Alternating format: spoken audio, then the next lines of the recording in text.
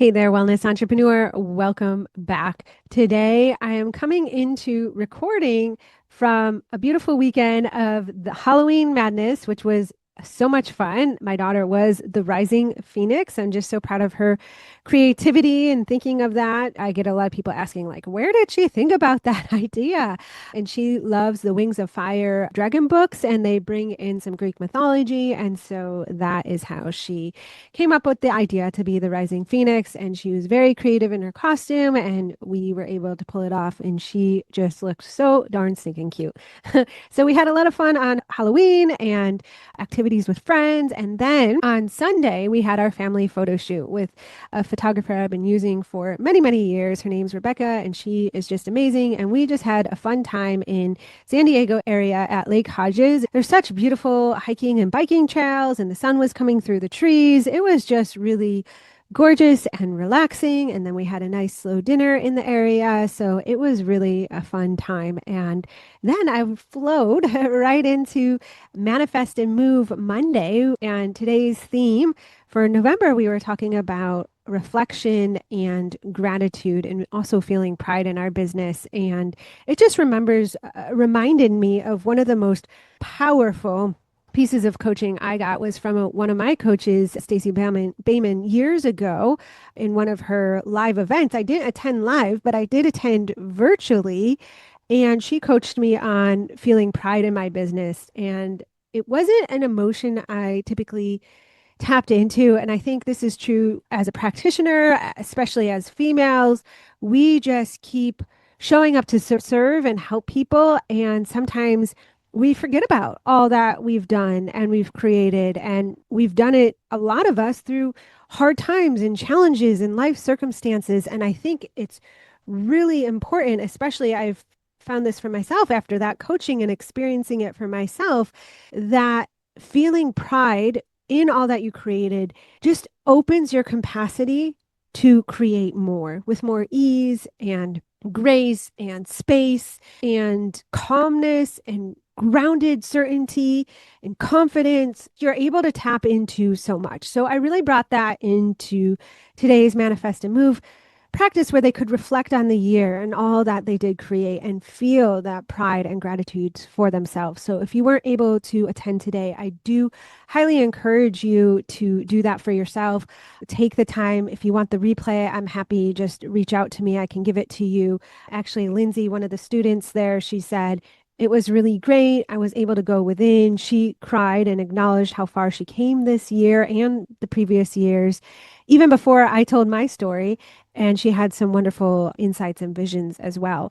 So make sure to do this for yourself. It's a gift that will truly keep giving. And if you want to join us in December, I'll put the link in the show notes. Also, November 17th, we're doing the strategic planning workshop. So make sure to get into that as well. The link is in the show notes. So I am just coming from this place recording today of gratitude and abundance and pride on all that I created. I'm so glad I brought this Manifest and Move monthly class into my offerings. It's just really fills my cup, and I just love I had missed teaching so much, and I really love teaching. But I really wasn't feeling called to teach weekly in the studio. So I'm just so happy that my brain created this and people are here to join. And I'm really excited. You probably heard I am raising my prices for my one-to-one for new clients coming in January 2026. My whole goal is to bring value and in the program, any deliverable or any facet that I'm bringing into the program is all designed to help you get results faster, easier, more seamless, ground your nervous system to open your mind to your own ideas and encourage. And so I will be bringing the Manifest and Move classes now into my one-to-one program, or if you're going to work with me in the 100K Blueprint, which is a new program I'm bringing in February, which with both of those, you get the Instagram clinic for free and you get the Manifest and Move classes for free as well and have access to the replays. So I'm excited to add those to my programs. And then the Manifest and Move will still be available by drop-in purchase too if you're not in my programs and do want to attend those. So I am excited about those changes. And speaking of marketing, all that I, am talking about marketing the planning workshop, doing a little marketing here of the manifest and move. That is what this episode is about. Over the past year, the clients I've been really working with, I just found this pattern really emerging. I've been talking about it with my clients in the containers for a couple of years now, but this last year, especially as I attract more and more practitioners that want to be 100% online or have that hybrid in person and online program, it's also come to my awareness about the same is true for marketing. So I'm seeing a lot of themes as I just talk to a lot of practitioners in my containers and or on Instagram messages or emails that I'm getting is this feeling of really feeling overwhelmed with marketing, disliking marketing. That has always been there. And you can hear many of my client stories like Joe, who came into me started when he started working with me, really, really hated marketing. And then by the time when we were working together, he grew to love it because it was a creative outlet and a way to serve. And that has happened for me as well. So when you get to that place where you're like, okay, I connect with marketing, it's an opportunity to, share my wisdom, share my insights, connect with my audience, serve my audience. But now, where do I do that? That's where a lot of practitioners really get stuck. They have so much to share. They want to help a lot of people, and they feel that they should make sure they're out getting referrals from doctors, or they should be doing workshops, or they should be doing networking events, or they should be doing Instagram or social media, right? And so, with all these shouldings, it can lead to a very long list. And where do you spend your time? Do you spend your time growing social media or going to networking events? And this is especially if you feel like you're drowning in marketing in your wellness business. This is all designed to help you be more efficient and figure out what lights you up and your strengths so you can show up more consistently. Because here's the truth. If you're an entrepreneur, you have to market your services. And entrepreneurship means you just want to practice. You want a small practice and just help a few number of people. It could mean having an online program and helping thousands of people, right? Whatever you decide that you're doing in your business, if entrepreneurship doesn't resonate with you, whatever term that you use, you have to know how to market and sell it because that's what's going to create sustainability in your business and keep new potential clients that need your help coming through the pipeline so you have more consistent revenue, reoccurring revenue, stable revenue. You're not going to freak out. You're going to feel sufficient and abundant in your business. I can't tell you the number of people that I hear this in messages or people that write this on the consult form say that they just hate and dislike marketing so much or they feel overwhelmed and don't know where to show up or that they don't have time to market and they just want to hand it off. They want a done for you service and they don't want to deal with it. And you might get to a certain point in your business where you do have enough revenue, where you do hand it off. But to get to that point, you really have to know your messaging and where your audience is and develop an audience, a loyal audience, and a growing audience somewhere first. And here's what I tell a lot of my new clients coming into me is that you want some different prongs, or I learned from one of my coaches, she calls it like the three prongs, she calls it a triangle approach to marketing, where you are showing up in different places, where you do have short-term content, where you are making those connections to get referrals and have your clients refer, where you have some long form content or and are SEO searchable. So when it comes down to it, what I tell my clients is really, if you are showing up in one or two places online, if you do have a place where you are SEO searchable and you have one or two places that you're showing up in person, when you have this combination of showing up online and person, they're fuel for each other. And within that, you get to decide what those one or two places are. So, for example, let's take this practically. It might be Instagram. You might be on YouTube because it is SEO searchable. And you might decide to go to 1 to 2 networking events a month, right? And how you decide those is, do you already have an audience on Instagram? Do you actually not mind showing up on Instagram and you really like it, connecting with your audience there? You know your ideal clients are there. You know that you could put yoga videos on YouTube, and you're an extrovert. So you like meeting people out in the real world and getting out. My client Melissa, just when she first started with me, within her first month, she got a bunch of new clients or consults and new clients because we got her out of the house, right? She was doing some marketing, but it wasn't lighting her up. And she felt kind of trapped and stagnant actually for a while in her house. So we created an in person and online marketing plan where she does show up on social media and she gets to connect with people in her community. And it really lights her up. And it brought in other potential opportunities like the ability to be a professor for a college as well. How cool is that, right? What a way to supplement your revenue there. So you just don't know what potentials are available to you when you're showing up in places that do light you up. Now, it's not to say that all marketing always will light you up because sometimes, especially social media, you will come up against growth edges. So for me, for Instagram, I've come up against so many growth edges, so many thoughts like, oh my gosh, I'm just not cool enough. People don't resonate with me. I'm too nerdy, sciencey for my content to ever get traction on Instagram. Like I had all these thoughts about me and how I marketed my work. And truthfully, none of it was true. I just didn't know the skills on how to get the practitioner information that was in my brain out in a packaged way that the Instagram platform, the audience there likes to receive it. That's all it is, right? It's nothing personal. And once I figured that out, my Instagram went from crickets and plateaued. In fact, it was that way for a few years to actually really growing pretty rapidly. Now, it's not as fast as some people that are growing to like 200,000 followers. I'm still on the smaller side for Instagram, but I am growing and signing clients and compared to years ago. And that's what really matters. And I continue to grow and it continues to be faster. And it really actually Instagram, I've grown to really like, and I've connected with so many amazing practitioners and entrepreneurs on there. I'm so grateful to be on that platform.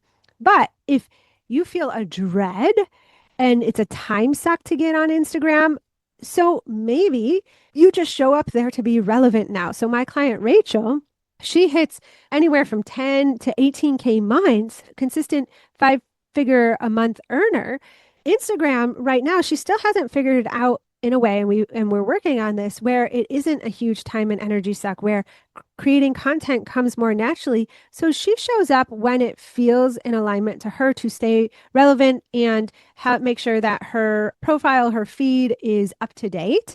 And she does most of her marketing in person, in doing workshops, community events, networking. She's also running Google Ads, which is that SEO searchable. And she just has a great organic SEO searchability through her website and all the link backs because she is out in the community so much, referring back to her website. So the point being is when you have an open mind and you're really figuring out, okay, what would light me up? What's sustainable for my schedule? I love Instagram, for example, because I can do it in small pockets of time. I don't need to, for me, I'm also an introvert, so I don't want to go to more than 1 to 2 networking events a month. It's just it's too much of an energy leak for me, but I do like when I do go to them, I do like interacting with people and getting referrals and meeting connections there, but I don't want to do more than that. I also love doing workshops, and I've found personally that and this has been true for a lot of my clients, that when I am having an in-person or online workshop, when I do have an online and in-person marketing strategy, they actually fill up. Like I can pin my upcoming workshop to my profile so people can find it easily. I can put it in my link tree. And then when I'm out and about in the community, I can also promote the workshop. And if people are coming to my feed, they're getting to know my work and understand me better. So they're pre-sold on possibly working with me before even the workshop. So there's so many benefits when you bring this hybrid approach and you really make it unique to your strengths and your time and your schedule. So instead of feeling scattered to get minimum results, you have a focused strategy that grows both sides of your business simultaneous. So if you are a hybrid practitioner, then you can market a hybrid as well. Even if you're 100% online, you can still do in-person events to market online and vice versa. So you don't have to feel guilty though if a social media platform like TikTok isn't really calling to you at all, don't do it right now. Focus on one or two channels in person and online, and make sure that somehow someone, if they were to Google search like hormone balance, something that you help with, that you could be found on the internet too. And then you're going to have a holistic plan. And then you can always add in layers over time. Okay, let's how to get talk about how to get an idea for marketing and bringing it in person and online, and even it'll help your clients as well. So let's say you have a client that comes into your practice online or in person, and they're bringing a common issue. You're seeing this pattern with clients complaining about this symptom or problem quite frequently. What you could do is record a voice note after their session explaining the solution you provided, or write it down for yourself, a framework. And that information of what the problem was, and again, if you're going to share the testimonial or share the before after, make sure you have permission, or just speak about the problem and what your solution is. And then that becomes a social media post that demonstrates your expertise. Because if many of your clients are having that problem, a lot of people in your audience are having that problem as well. It also can become a resource. You could create a lesson or a module on it and store it in a video portal. So now any client that you work with can listen to that lesson in between calls. Because again, if a few clients have that problem, then in the future, more of your clients will probably also have that problem too. So now you're bringing in deliverables that'll help them to get the results in between sessions. You can also write about that problem to an email to send to your community, you speaking about the problem and the solution that's needed. You could create a whole workshop on it. My client Jenna, she decided on a workshop strategy because of what she's heard potential clients symptoms that they're complaining about, as well as she's been posting diligently on Instagram. And what was getting a lot of views and a lot of engagement and doing well on Instagram, she thought she would make it a workshop, which is a great idea because it has the potential to do well because it's already performing well to your audience.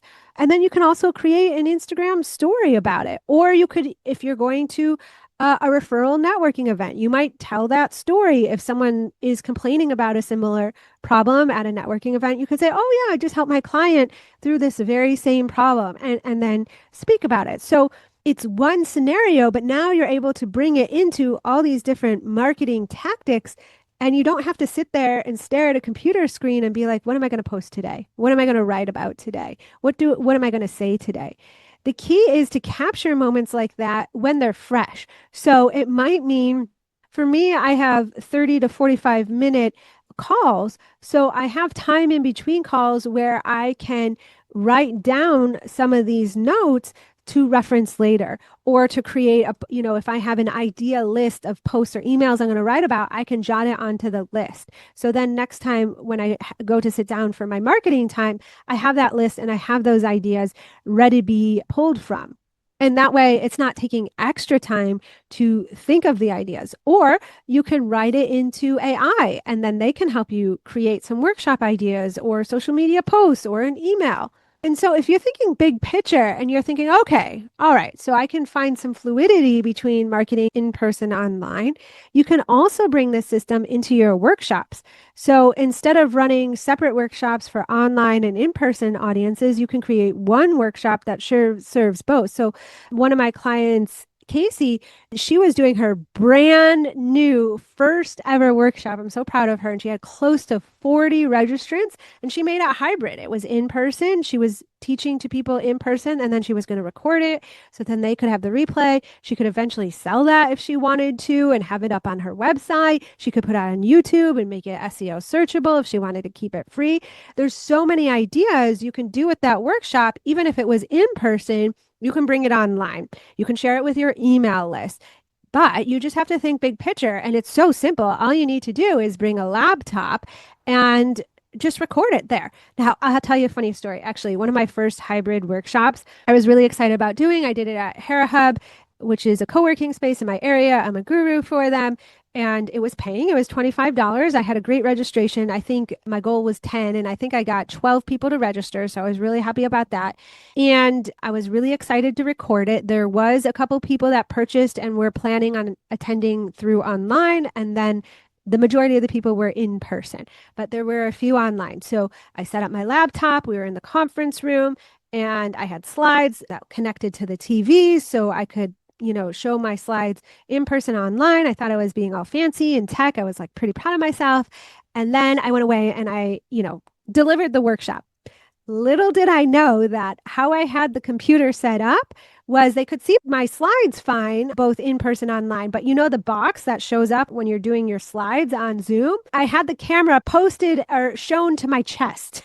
So the online people the whole entire time saw the slides fine, but they never saw my head or my voice. They just looked at my chest the whole time. So that was kind of a funny tech flop, which we all laughed about at the end. I apologized to them and they're like, oh, Allison, the information was there. We just, the couple people that purchased online, it was even paying. So it doesn't have to be perfect for people to get value from it. And it was, a connection point, which now I'm sure they'll remember and we can all laugh about in the future. So just think big. How can you make things simple for yourself? How can you make what you're doing repeatable? Repurpose, you can repurpose. Wow, that's a lot of re's and p's. And allow yourself to be more accessible to a wider audience outside your local community and still serve that local community. Because when you do get momentum in your local community, it often snowballs into bigger communities.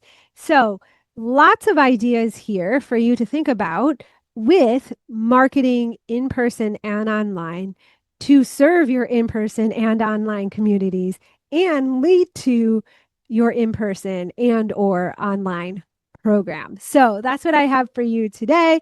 Again, if you want my help planning out all of this so you can sign clients by the end of the year, then and set up your 2026 for a success, then get into my strategic planning workshop. I'll see you there on November 17th. And then I will also see you back here on the podcast next week. And for those of you watching this on YouTube, I'm sure, speaking of a laugh, I'm sure you got a great laugh because I just looked at the video right now and my glasses were all cattywampus. But sometimes, here's a little insight here. Sometimes these headphones and my glasses just don't get along with on my head. But that's a story for another day. All right. I hope you have a great week and I will see you next week on the podcast. Bye for now. This episode is brought to you by Jane, a practice management software and EMR designed for wellness practitioners who value structure, simplicity, and calm growth. If you're a skilled wellness practitioner who's tired of tech overwhelm and administrative chaos, Jane understands. Your expertise should be focused on client transformation, not wrestling with software. Jane provides the structure and systems you need to run a sustainable practice. With Jane's streamlined online booking, your clients can easily schedule at times that work for them. With smart features like waitlist notifications, those last-minute cancellations become opportunities, not losses. It's a simple way to maintain consistent revenue without the constant hustle of filling your calendar. During sessions, Jane's AI-powered documentation helps you capture important notes, efficiently allowing you to stay present and focused on delivering exceptional care. After appointments, you can end on a healing note rather than a transactional one by charging cards on file and handling rebooking before the client leaves, creating the organized, professional experience your business deserves. To discover how Jane can help you build a more structured, scalable wellness practice that works even when you're offline, resting, use the link in the show notes. And especially for you, Ignite Your Wellness business listeners, when you're ready to implement the simple system that supports your growth, use code IGNITE1MO. So that's IGNITE1MO to get your first month complimentary. That code will also be in the show notes.